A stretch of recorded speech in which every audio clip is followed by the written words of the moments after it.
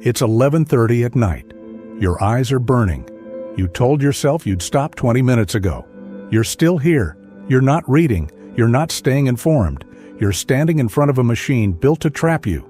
And you can't step away. By the end of this, you'll have 3 exact moves to break the loop. For good. You feel it already. Tight chest, shallow breathing, too tired to sleep, too wired to stop.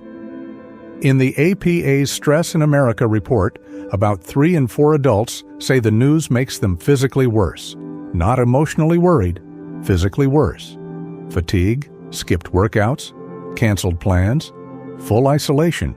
You're trading your peace for a digital hallucination. And here's the cost. Nobody says out loud, every hour you spend in that loop is an hour your brain can't build anything. No focus, no rest, no forward motion, just threat signals, stacking. This is not a willpower problem. You're not broken.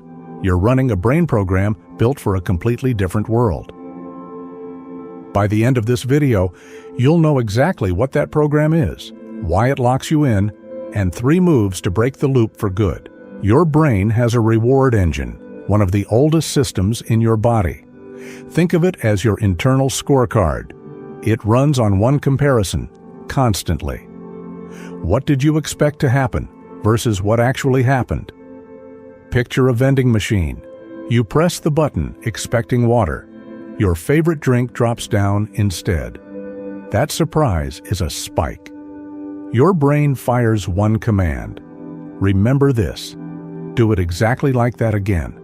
It's not just a good feeling. It's a teaching signal burned into your wiring. Now press the button again. This time, something bitter comes out. Your brain crashes, hard, and it immediately drives you to press every other button in reach, frantically, scanning for the hit. That's the core loop. Expect good, get bad. Press again. Expect good, get bad. Press again. This is what every variable reward machine is engineered on. Unpredictable outcome. Can't stop pressing. Now open your news feed. You're not opening it for entertainment. You're opening it for safety. One signal that says, things are okay. The algorithm was never built to give you that. It was built to maximize your time on screen. So it gives you outrage, then conflict, then fear, then another headline that says, the world is breaking. Your scorecard fires, spike of novelty. Then a hard crash when the headline is bad. So you swipe again. Swipe, swipe, swipe. You're not hooked because the content is entertaining. Your brain is trying to build an accurate picture of the world. But the data it's getting is engineered to keep you engaged, not informed. Every scroll trains your threat system one way. Danger is everywhere. You lock into permanent scan mode, even when nothing around you is actually dangerous, especially then. And here's what sustained months of this does. You stop wanting to leave home because the outside world feels heavier than it should. You lie awake running scenarios you can't affect. You cancel plans. You withdraw. You call it staying aware. It's not awareness. It's a trained threat response running on a corrupted feed. Learned responses can be unlearned, but willpower won't break this. You can't think your way out of a survival mechanism. You have to change what you let in. 2,000 years ago, a man ran the most chaotic empire on Earth.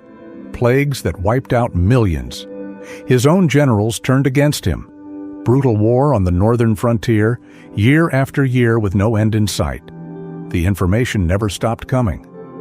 Every morning, new threats, new losses, new decisions with no good options. Same trap. Different century.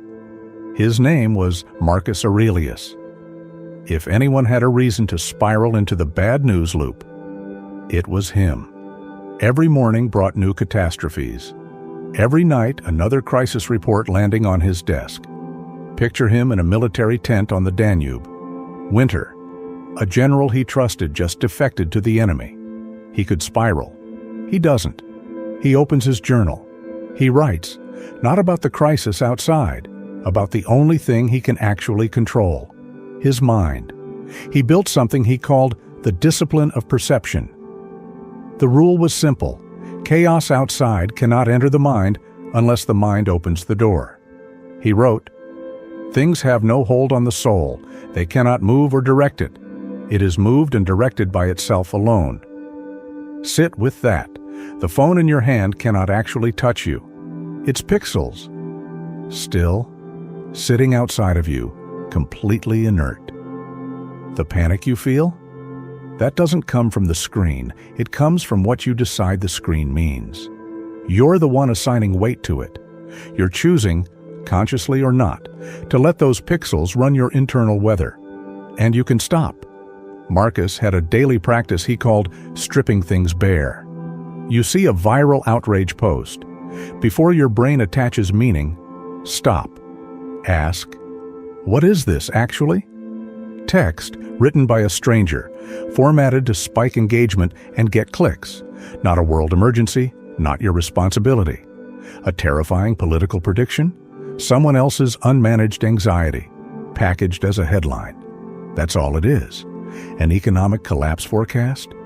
A person with a microphone and a bad week. Strip the legend, see the object. He wrote, "Don't let your imagination be crushed by life as a whole. You weren't built to carry the weight of every crisis on every continent. Nobody is.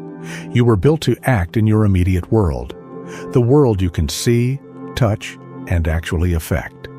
Everything past that circle, you're borrowing someone else's storm and paying for it in sleep, focus, and self-respect. Here's the protocol.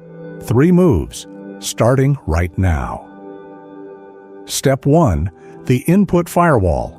No feed in the first hour of your morning, no feed in the last hour before sleep, and at night. Add friction, make it slow to reach. Charger in the kitchen, 1 physical step between you and the reflex. Here's why the morning matters most. Check the news at 7 a.m., and you've activated your threat system before breakfast.